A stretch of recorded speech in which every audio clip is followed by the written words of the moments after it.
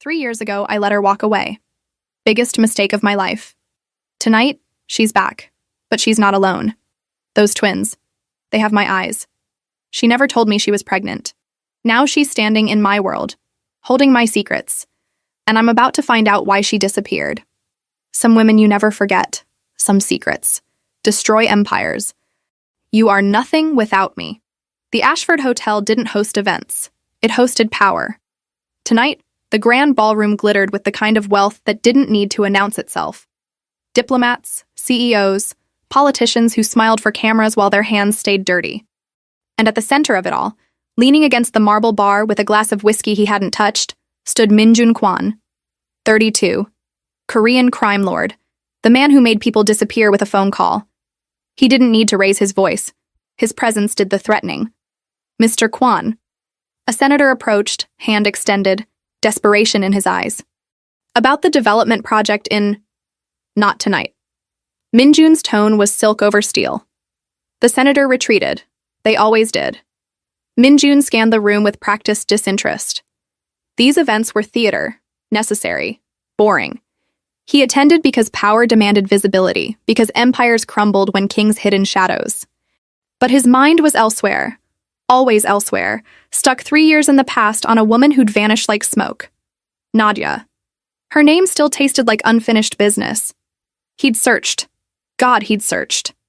Used every resource, every contact, every method that skirted the edge of legal and dove straight into criminal. Nothing. She'd erased herself from existence with a precision that almost impressed him. Almost. Sir. His head of security, Taeyang, appeared at his elbow. The ambassador requests a moment. Tell him I'm unavailable. He's persistent. Then be more persuasive. Taeyang nodded and melted back into the crowd. Min-jun took a sip of whiskey. Finally, let the burn ground him. Another hour. He'd give this circus another hour, then return to the penthouse where silence waited like an old companion. That's when he saw her. At first, he thought his mind was playing tricks. 3 years of searching, and suddenly she materializes in a gold dress that caught light like liquid sunshine? Impossible. But there she was. Nadia. Standing near the orchestra, one hand resting on the shoulder of a small boy in a tiny suit. No. 2 boys. Twins. Identical. Maybe 2 years old, their faces serious as they watched the musicians with wide, dark eyes.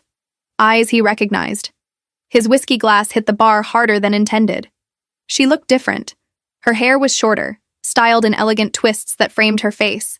Her body had changed. Softer in some places, stronger in others. But it was her presence that stopped his breath. She carried herself like someone who'd walked through fire and come out forged instead of broken. She was radiant. She was here. And she had children. Min-jun's mind raced through possibilities, each one more impossible than the last. The timeline, the boy's age, the eyes that mirrored his own when he looked in the mirror? No, she would have told him. Wouldn't she? He moved before thought caught up with instinct, crossing the ballroom with the kind of purpose that made crowds part instinctively. His bodyguards shadowed him, silent and lethal, but he barely registered their presence. Nadia turned. Their eyes met across 15 feet of polished marble, and the world stopped. Her expression didn't change. No shock, no fear, no joy, just a quiet acknowledgement like she'd been expecting this moment, had perhaps orchestrated it. That possibility sent ice through his veins. Nadia. His voice came out rougher than intended. Min-jun. She said his name like a forgotten prayer, soft, careful. One of the twins tugged her dress, and she looked down, murmured something in a language he didn't catch. The boys nodded, then returned to watching the violinists with that same unsettling focus. We need to talk. He stepped closer, aware of eyes tracking their interaction, aware that every move he made in public became currency in the underground economy of power and information. Do we? She tilted her head, and God, he'd forgotten how her smile could cut. I wasn't aware we had anything left to say. Don't. The word came out sharp. Don't pretend 3 years means nothing. It means everything. Her voice dropped, intimate despite the crowd. That's why I left. Without explanation.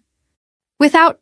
He stopped himself, glanced at the twins who were now staring at him with unnerving intensity. Who are they? My sons. Their eyes are none of your concern. She said it gently, but the message was clear. Back off. He wanted to grab her shoulders, demand answers, shake the truth loose from wherever she'd buried it. But this was a public event, and he was a crime lord, not some lovesick fool who'd forgotten how to control himself. Except around her, he'd always been both. One conversation, he said quietly. That's all I'm asking. And if I refuse? Then I'll assume you came here tonight for a reason. He leaned in, close enough to catch the scent of jasmine and something uniquely her. And we both know I don't believe in coincidences. She held his gaze for a long moment.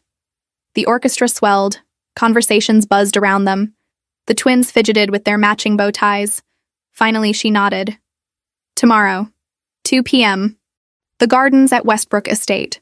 She adjusted one twin's collar with maternal efficiency. Come alone, or don't come at all. I'm never alone. Then learn. She smiled, sad and knowing. Because what I have to tell you isn't for your empire. It's just for you. She turned, took each twin's hand, and walked toward the exit with the kind of grace that made heads turn. The boys looked back once, their dark eyes, his eyes, studying him with the gravity of old souls. Minjun stood frozen in the center of the ballroom, whiskey forgotten, empire forgotten, everything forgotten except the ghost who'd just walked back into his life carrying secrets that looked like his son's. Taiyang appeared at his shoulder. Sir, should we follow her, discreetly? I want to know where she's staying, who she's with, what she's been doing for 3 years. And if she notices the surveillance? Minjun's jaw tightened. She already knows we're watching. She's counting on it. Because Nadja had never done anything without 5 moves planned ahead. It's what made her dangerous. It's what made him fall in love with her in the first place. And now she was back, with his children, in his city, playing a game he didn't understand. But he would. Minjun Quan didn't build an empire by accepting mystery. He built it by eliminating unknowns, by controlling variables, by making sure every piece on the board moved exactly where he wanted. Nadja had just made herself the most important piece. And this time, he wouldn't let her disappear. Not until he understood why she'd left carrying his sons. Not until he knew what secrets lived behind those sad, knowing eyes. The orchestra played on. The crowd mingled. The night continued its elegant dance. But Minjun's war had just begun. The Westbrook estate sat on 40 acres of manicured perfection outside the city. A remnant of old money trying desperately to pretend new empires didn't exist. Minjun had been here before. A fundraiser, 3 years ago, back when Nadja still stood beside him at events like these, her hand light on his arm, her presence the only thing that made the charade bearable. He arrived at 1:55 p.m. Alone, as requested. His security team waited at the perimeter, invisible but ready. Taiyang had objected to the arrangement with the kind of careful concern that came from working for a man whose enemies collected like debts. She could be setting a trap, Taiyang had said that morning. Then it's a trap I'm walking into. Minjun adjusted his tie, already knowing the argument was over. Now he stood at the garden entrance, watching her. Nadja sat on a stone bench beneath a cherry blossom tree, unseasonable blooms drifting around her like pink snow. The twins played nearby, building something elaborate with sticks and rocks, their small faces scrunched in concentration. She wore jeans and a white blouse, no jewelry, hair pulled back.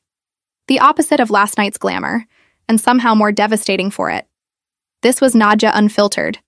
The version he'd woken up next to, made coffee for, loved in the quiet hours before the empire demanded his attention.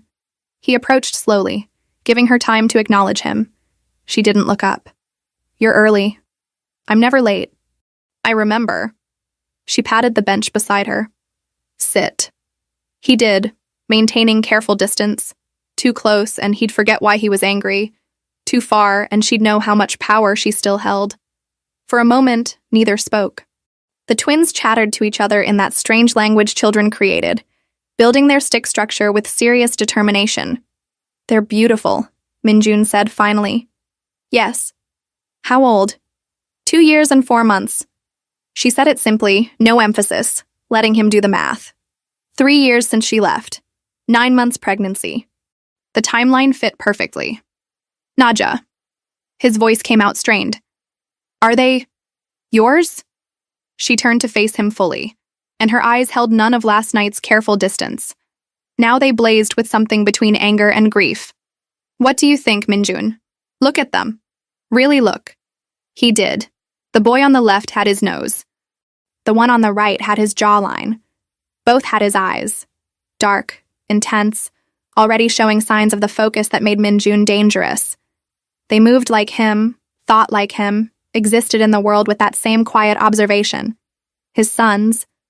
The reality hit like a bullet he hadn't seen coming. Why didn't you tell me? The words barely made it past the tightness in his throat. Because you would have made me stay. She said it without accusation, just fact.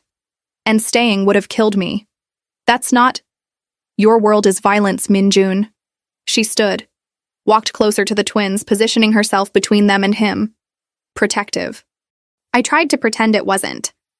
For 2 years, I pretended that your empire was just business, that the blood on your hands washed off at the end of the day, that loving you didn't mean accepting death as a constant companion. I never brought that home to you. You didn't have to. She knelt, adjusted one twin's collar, the same gesture from last night, maternal and automatic. It followed you like a shadow. Every phone call could be a threat. Every stranger could be an enemy. Every time you left, I wondered if you'd come back. I always came back. Until the day you wouldn't. She stood again, faced him with devastating calm. I found out I was pregnant the same week 3 bodies turned up in the river. Your rivals, I was told. A message. That's when I realized I was carrying twins into a world where people get killed to send messages. Minjun wanted to argue, to tell her she was wrong, that he would have protected her, protected them. But the lie stuck in his throat. Because she wasn't wrong. His empire was built on fear and loyalty, and the kind of violence that happened in shadows but left very real bodies. He'd spent 10 years constructing power that couldn't be challenged, wouldn't be questioned, and the price was always paid in blood. Just never his own. So you ran. He said it quietly, without judgment. I disappeared. She corrected. There's a difference. Running implies you're chasing me. Disappearing means I never wanted to be found. But I did chase you. I know. A sad smile touched her lips. You tore through the city looking for me. I heard the stories. The crime lord who went mad searching for his lost love. Very romantic. Don't mock this. I'm not. The smile faded.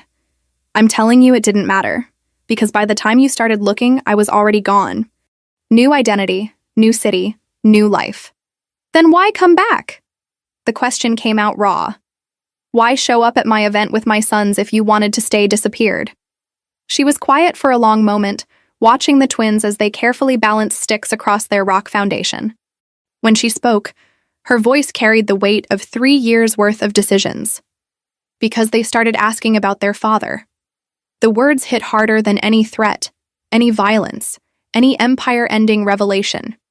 What did you tell them? Minjun asked. The truth. She met his eyes.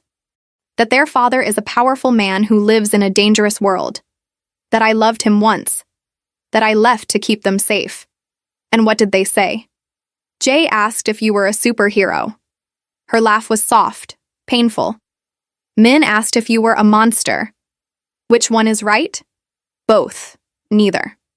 She moved back to the bench, sat down, suddenly looking exhausted. That's the problem, isn't it? You're not one thing. You're the man who brought me roses and quoted poetry. And you're the man who ordered executions over breakfast like it was just another business meeting. Minjun sat beside her, careful not to touch, afraid if he did, he'd never let go. I never wanted you in that part of my life, he said quietly. But I was. By being with you, I was already in it. Your enemies knew my name. Your allies used me to get closer to you. I wasn't separate from your empire. I was a piece on the board, whether I wanted to be or not. I would have died before letting anything happen to you. I know. She looked at him then, really looked, and her eyes held all the love they'd once shared, mixed with the grief of what it cost. That's why I left. Because I didn't want to be the reason you died. I didn't want my sons growing up with a dead father and a legacy of violence. So instead they grow up without a father at all. They grow up safe. Her voice broke slightly. They grow up normal. They go to parks and schools and birthday parties without bodyguards watching from shadows. They don't learn to recognize the sound of gunfire before they learn to read. They don't... She stopped, took a breath, composed herself. They don't become you, she finished softly. The words should have hurt. Maybe they did. But underneath the pain was understanding, because he'd spent 32 years becoming the man he was, and most days he wasn't sure if the empire was worth what it cost to build it. Jae and Min, he said, testing the names. You name them Korean names. They're half yours. I wasn't going to erase that. But you'll erase me. I came back, didn't I? She gestured to the twins, to herself, to this moment. I could have stayed disappeared, could have raised them never knowing you existed beyond a story I told, but I came back. Why? The question hung between them, heavy with 3 years of silence and secrets, and the weight of 2 small boys who carried his bloodline. Nadia stood, called to the twins softly. They looked up, abandoned their stick structure, ran to her with the unself-conscious joy of children who knew they were loved. She knelt, whispered something to them. They nodded, then turned to stare at Minjun with matching expressions of serious curiosity. Boys, she said gently, this is Minjun. Your father. The world tilted. Jae stepped forward first, the braver one apparently. Are you a superhero? Minjun looked at Naja, who offered no help, then back at his son. No, he said honestly. I'm not a superhero. Are you a monster? Min asked, quieter, more afraid. Sometimes. Minjun met the boy's eyes, his own eyes, and refused to lie. But I'm trying not to be. The twins looked at each other, had some silent conversation only siblings could manage, then Jae shrugged. Okay, he said, like accepting a father who was sometimes a monster was just another Tuesday. Children, Minjun decided, were terrifying. Nadia stood, placed gentle hands on each twin's shoulder. Go finish your tower. We'll leave in a few minutes. The boys ran back to their construction project, already arguing about structural integrity with the seriousness of tiny engineers. You told them, Minjun said, still processing. I told them. She faced him, resolute. Because keeping you a secret forever wasn't fair to them. Or to you. Or even to me. What happens now? That depends. On whether you can accept what I'm offering. She crossed her arms, not defensive, just clear. I'll bring them to see you. Supervised visits. Public places. You can be their father, but not your empire's heir. You're asking me to compartmentalize. I'm asking you to choose. Her voice carried quiet strength. Be their father or be the crime lord. You don't get to be both, not with my sons. They're my sons too.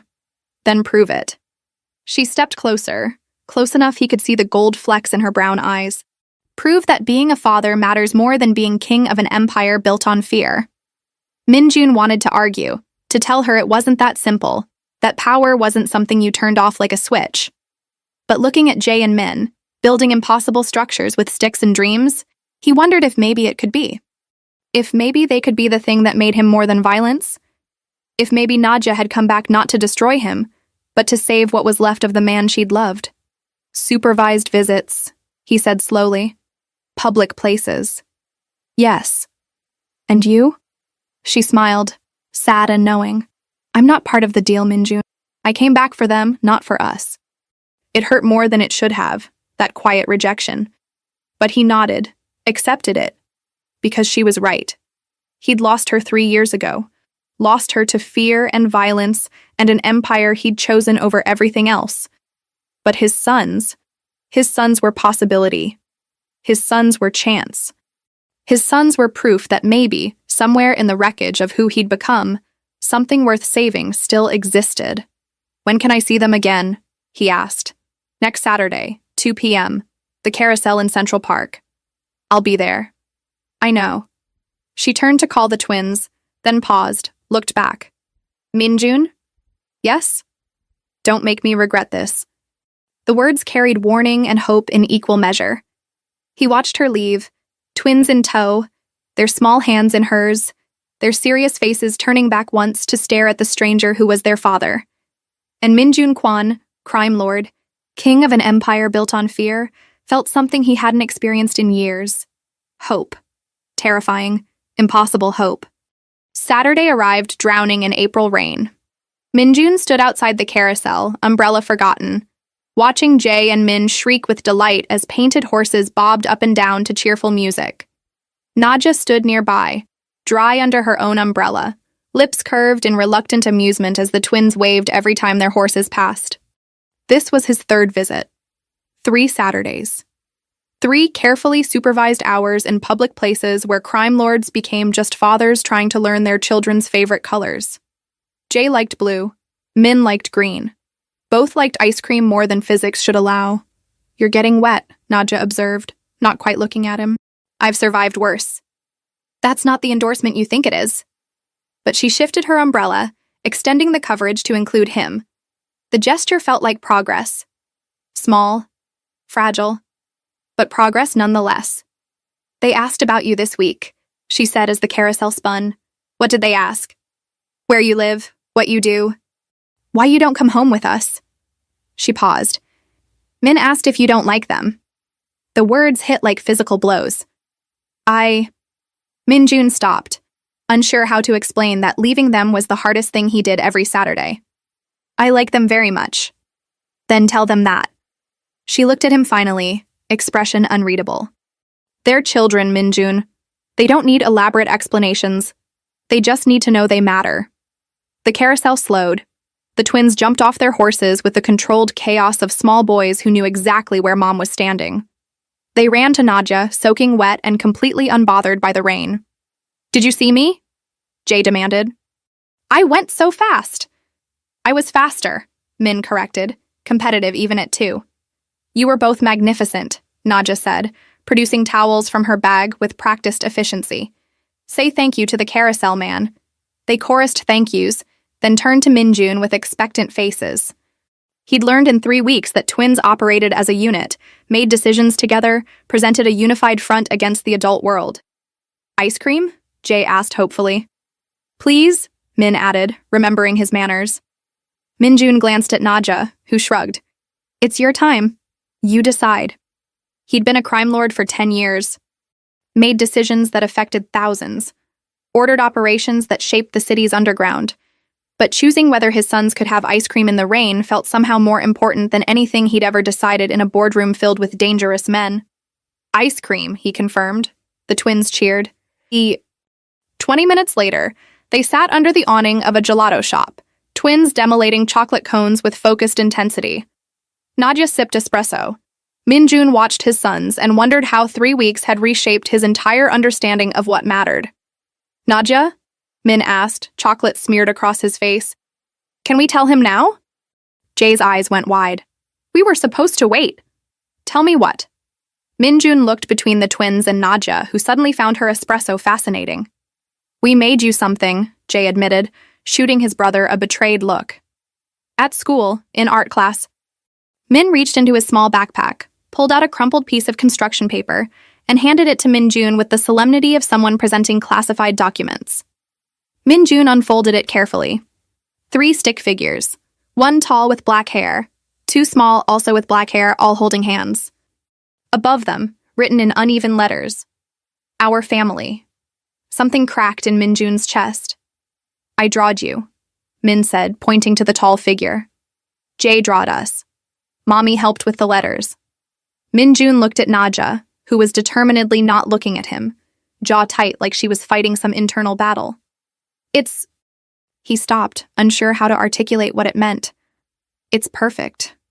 "You can keep it," Jay said generously. "We made one for Mommy too, but yours is better because we used more glitter." "Glitter makes everything better," Min agreed seriously. Children, Minjun had learned, had a way of making impossible emotions simple. Love wasn't complicated when you were 2. If someone mattered, you drew them with stick figure hands that touched. If someone was family, you said so in uneven letters and excessive glitter. No politics, no empire, no violence, just connection, pure and uncomplicated. "Thank you," he said quietly, carefully refolding the paper. "I'll keep it somewhere safe." "In your house?" Jay asked. "Yes." "The big one with the tall windows?" Min added. Minjun froze, looked at Nadja. She set down her espresso with deliberate care. They may have looked you up, on the internet. I tried to explain privacy, but they're too, so. We saw pictures, Jay explained, unaware of the tension, of your house and your cars. You have 5 cars. Why do you need 5 cars? Min asked, genuinely curious. I don't, Minjun admitted. They came with my job. What job needs 5 cars? Jay demanded. Nadja cut in smoothly. A job that requires a lot of traveling. Which is why Minjun is very busy and can't visit every day. The twins accepted this with the easy logic of children who trusted their mother completely. But Minjun heard the message underneath. Don't explain the empire. Don't make them part of that world. Give them the sanitized version where dad is just busy, not dangerous. He should have been grateful for the cover. Instead, it felt like another kind of erasure. They finished ice cream. The rain slowed to mist. The twins ran ahead on the path, carefully supervised by Nadja's watchful gaze, arguing about whether dinosaurs or dragons would win in a fight. They Googled me, Minjun said quietly. They're curious about you. Nadja kept her eyes on the twins. Can you blame them? What did they find? Business articles, photos from charity events, your company's website. She paused. Nothing about the empire. I have parental controls that block certain searches. How long before those controls aren't enough? A few years? Maybe more if we're lucky. She stopped walking, turned to face him fully. Why? Are you worried they'll find out the truth? I'm worried about what the truth will make them think of me. Her expression softened slightly. Then be someone they can be proud of when they learn it. I can't just stop being. I'm not asking you to stop. She stepped closer, voice dropping. I'm asking you to evolve, to be more than violence and power, to show them that strength doesn't have to mean fear. You're asking me to change who I am. No. She reached out, almost touched his face, then pulled back. I'm asking you to remember who you were, before the empire. Before you decided fear was the only language worth speaking. The twins called for them, had apparently concluded that dragons would win because of fire-breathing advantages. Nadja smiled, called back that they were coming, then looked at Minjun with something between hope and resignation. Next Saturday? She asked. Next Saturday, he confirmed. She nodded, started toward the twins, then stopped. Minjun? Yes? The drawing. They spent a week working on it, debated every detail, whether to include a sun or clouds, what color to make your hair, whether to draw you smiling or serious. She met his eyes. They chose smiling. Then she was gone, collecting the twins, listening to their dragon versus dinosaur debate with maternal patience as they walked toward the parking lot.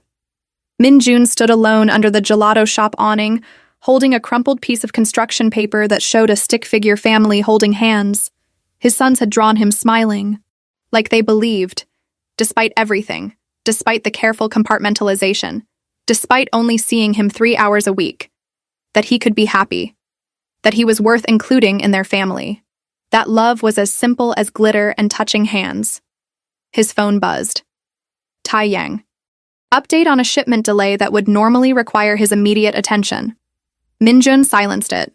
For the first time in 10 years, the Empire could wait. He had a drawing to frame, and sons who thought dragons would definitely beat dinosaurs, and a woman who'd asked him to remember who he was before violence became his native language. And maybe, impossibly, terrifyingly, hopefully, he could learn to be the man they'd drawn. The one who smiled, the one who held hands, the one who belonged in a family sketched in crayon and dreams. The rain stopped. The sun broke through clouds. Minjun folded the drawing carefully, placed it in his jacket pocket over his heart, and walked toward his car where Tai Yang waited with patient concern.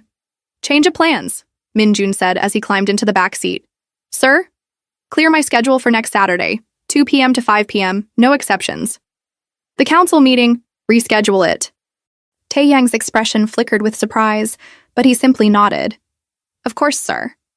As the car pulled into traffic, Minjun pulled out the drawing one more time, studied the stick figures holding hands, the uneven letters spelling family, the excessive glitter that apparently made everything better. His sons believed he could smile. Maybe it was time to prove them right. The call came at 2 a.m. on a Tuesday. Minjun was awake. He was always awake at 2 a.m., Empire business bleeding into hours when normal people slept. He answered without checking the ID. We have a problem. Tae Yang's voice carried an edge Min Jun recognized. Danger. Immediate. Explain. Photos. Someone took photos of you with the woman and the twins. At the carousel, the gelato shop, Central Park. A pause.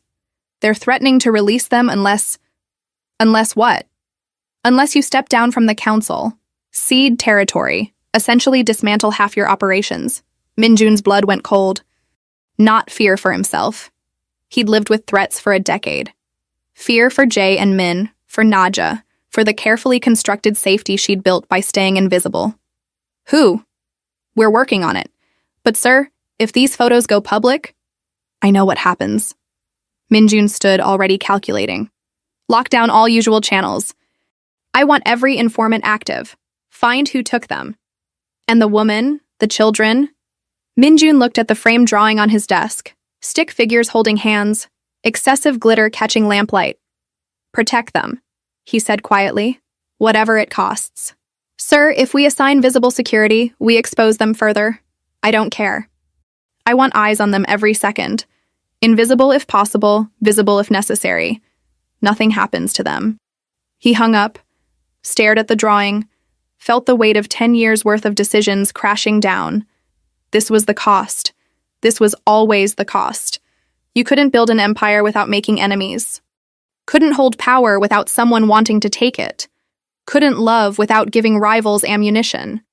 Naja had known, had tried to tell him, had disappeared to escape exactly this, and he'd pulled her back into range by being selfish enough to want his sons. His phone rang again. Unknown number. He answered. Who is this? You is the man who's going to destroy everything you love. The voice was digitally altered, unrecognizable. Unless you give me what I want. Money? Territory? Name your price. I already did. Step down, dismantle your empire, become nothing. And if I refuse, then tomorrow morning every news outlet in the city sees photos of the infamous Min Jun Kwan with his secret family, his half-African sons, the woman he's been hiding for months. Min Jun's hand tightened on the phone.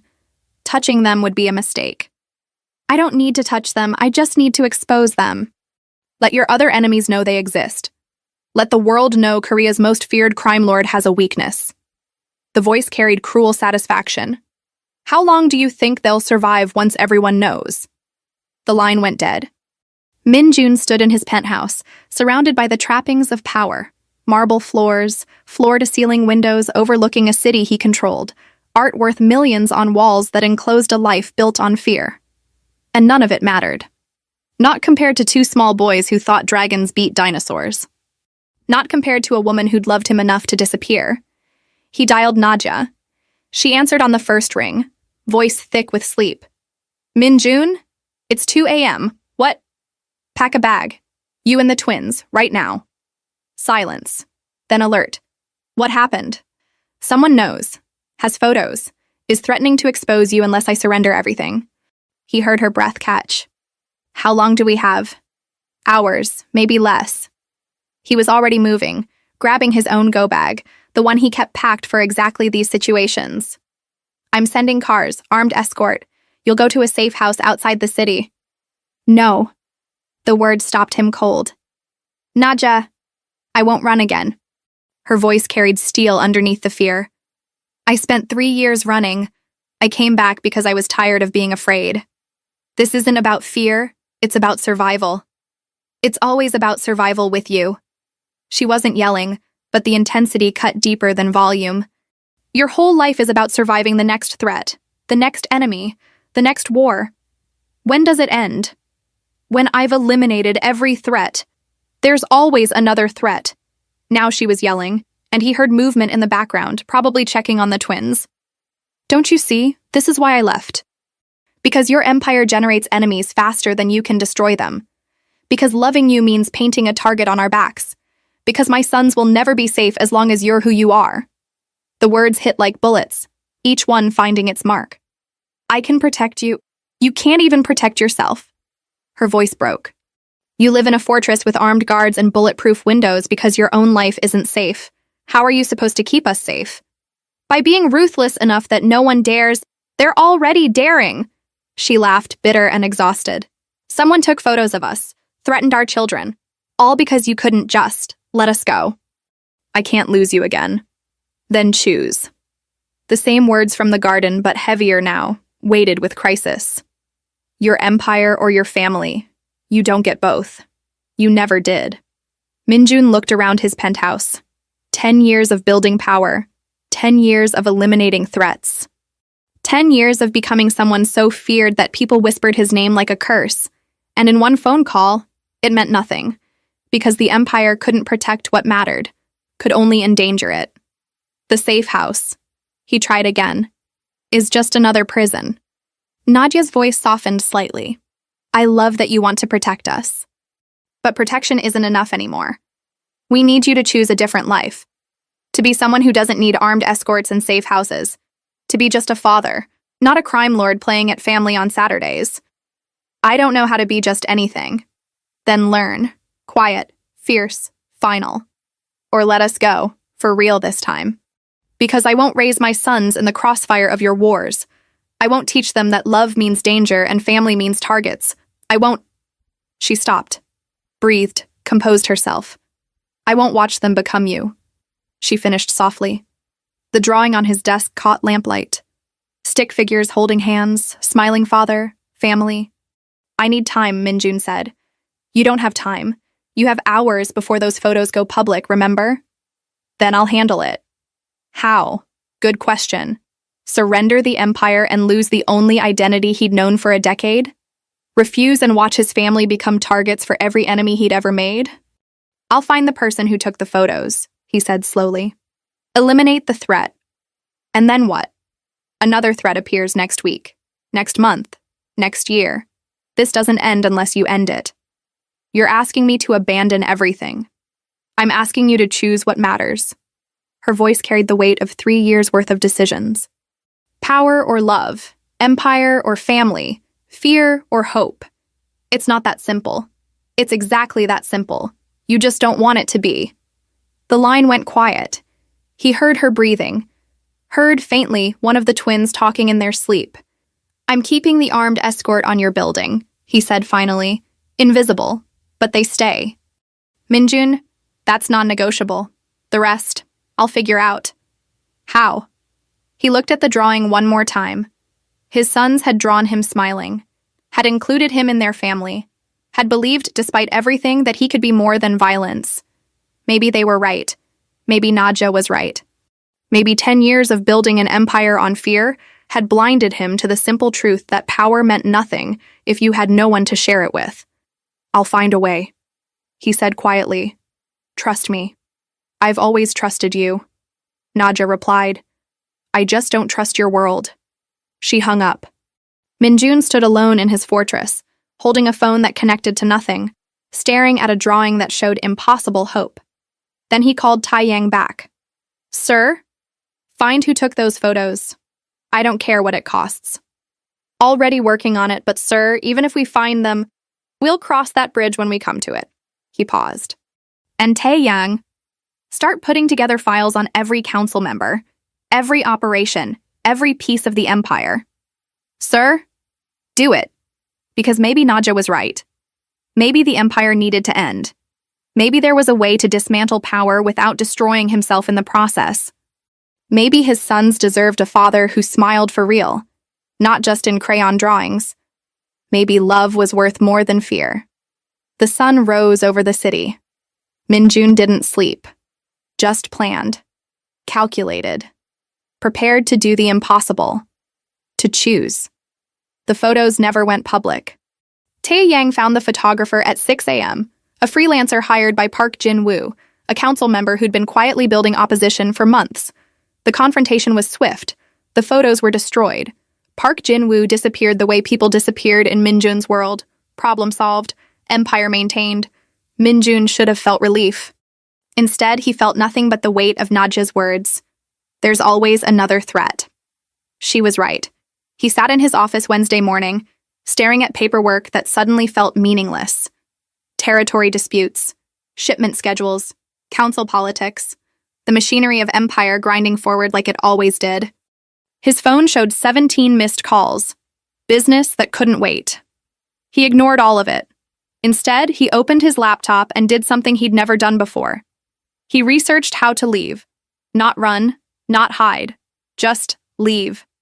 Exit strategies for men who'd built kingdoms on violence. Legal pathways to legitimacy.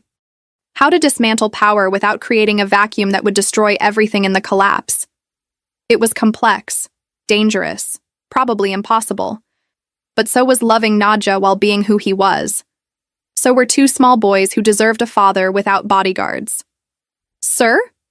Taeyang entered without knocking, a privilege earned through 10 years of loyalty. The council is asking about Park. They want answers. Tell them he retired. They won't accept. I don't care what they accept.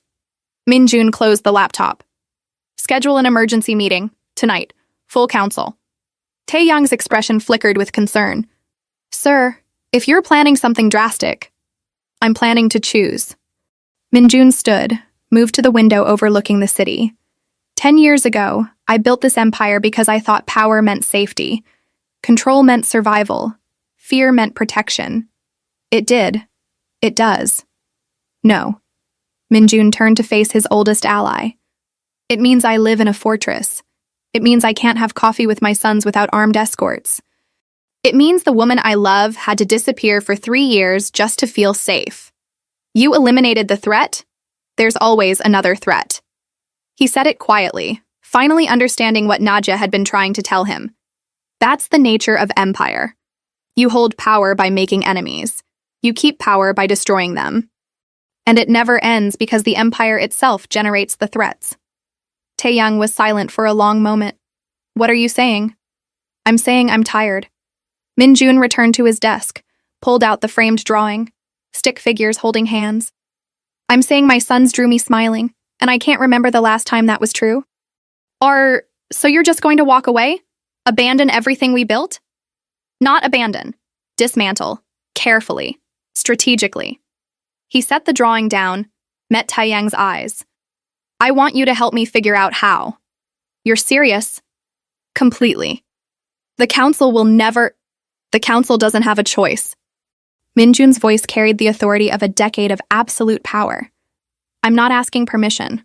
I'm informing them of a decision that's already made. Taeyang sat down heavily. This is about the woman. This is about my sons, Minjun corrected.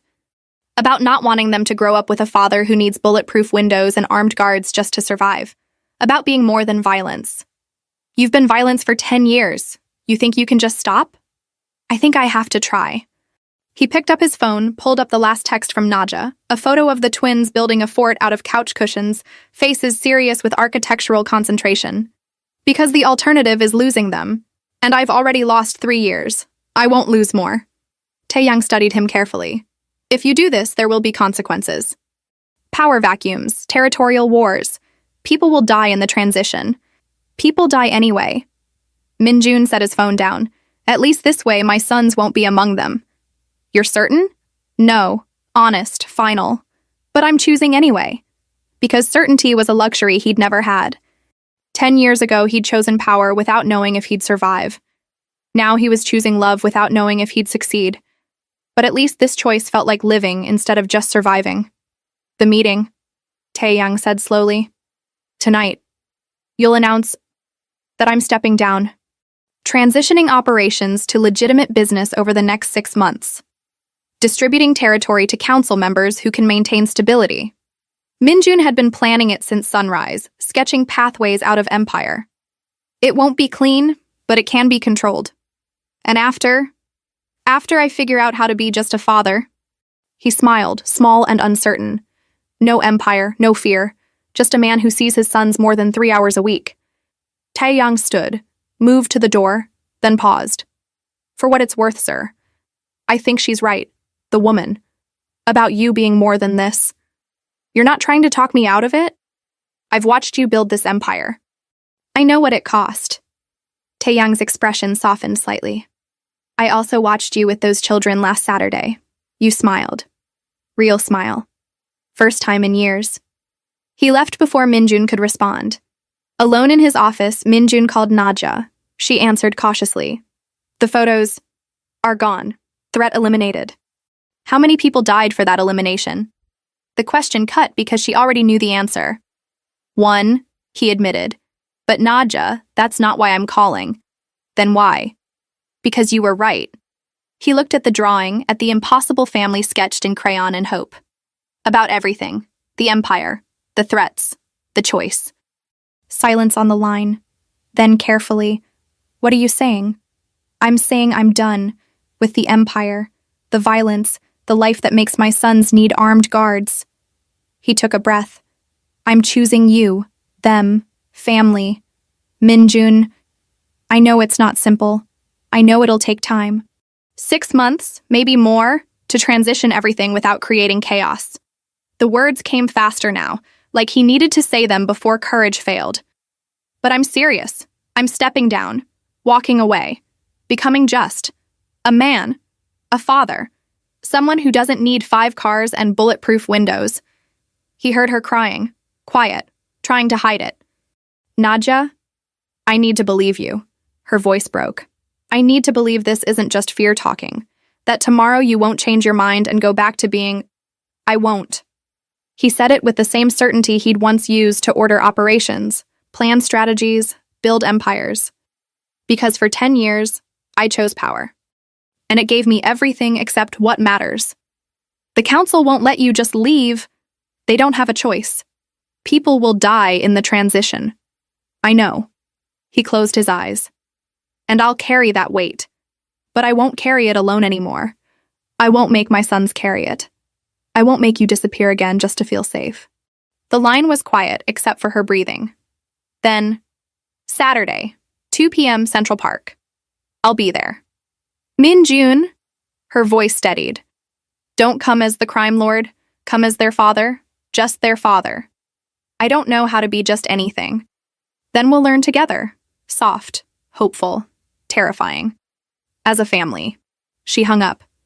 Minjun sat in his office surrounded by 10 years of power, holding a phone and a drawing and a choice that felt like jumping off a cliff without knowing if he'd fly or fall. But his sons had drawn him smiling. And maybe that was enough. 6 months later. Minjun stood in the doorway of a modest townhouse in Brooklyn, watching Jay and Min argue over Lego instructions with the passionate intensity of tiny architects who knew exactly how the tower should look. It goes this way, Jay insisted, holding up a blue block. No, the picture shows red first, Min countered, brandishing the instruction manual like evidence in court. Boys, Minjun said quietly, what if you're both right?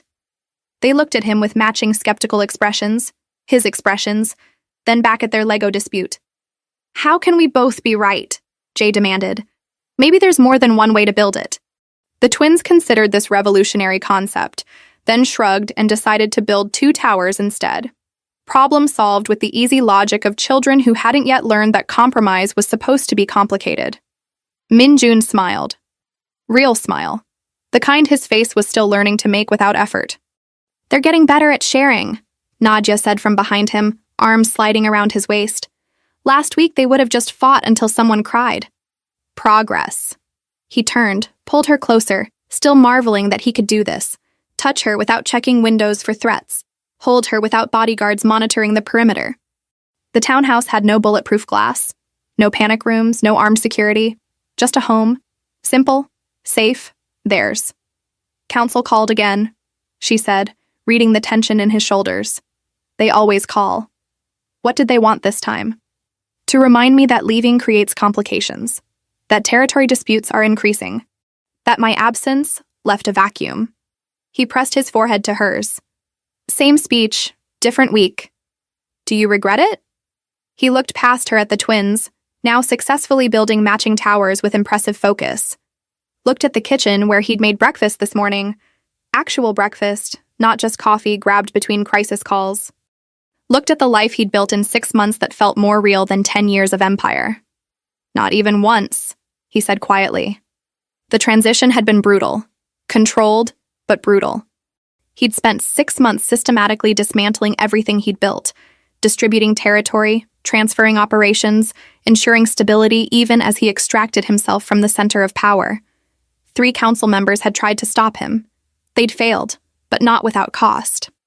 Taiyang now ran what remained of the legitimate businesses. The empire itself had fractured into smaller territories, each ruled by former allies who'd accepted Minjun's exit with varying degrees of grace. Violence had spiked for 2 months, then stabilized, then faded into the background noise of a city that always had crime but no longer had one man controlling it all. Minjun had walked away with his life, his family, and surprisingly, his reputation intact. The crime lord who'd chosen love over power, who'd dismantled his empire rather than pass it to his sons, who'd proven that walking away was possible, even if it wasn't easy. "Daddy?" Min appeared at his elbow, Lego tower in hand. "Can you help us make it taller?" "Sure." Minjun knelt, let his son guide his hands, added blocks where directed. This was his empire now. Lego towers and bedtime stories, Saturday morning cartoons and park visits without armed escorts. Arguments over dinosaurs and dragons that he was learning to navigate with the same strategic thinking he'd once applied to territory disputes. Different empire. Better one. "It's crooked," Jay observed critically. "That's what makes it interesting," Nadja said, settling on the floor beside them. "Perfect is boring." "Is that why you like Daddy?" Min asked with devastating innocence. "Because he's crooked?" Nadja laughed, and the sound filled the room like light. "Your father is many things. Crooked is one of them." "Hey," Minjun protested mildly. "You literally ran a criminal empire," she pointed out. "Crooked is generous. Ran, past tense, semantics." But she was smiling and the twins were giggling, and this moment of ordinary chaos felt like victory. His phone buzzed. Unknown number. Old instincts kicked in. He reached for it automatically, then stopped. Looked at Nadja. At the twins. At the Lego towers that were definitely crooked but undeniably theirs. He silenced the phone without checking. "Not important?" Nadja asked. "Nothing's more important than this." It was true. Whatever crisis the call represented, and there was always a crisis, always someone who wanted something from the man he used to be, could wait. His sons needed help building towers.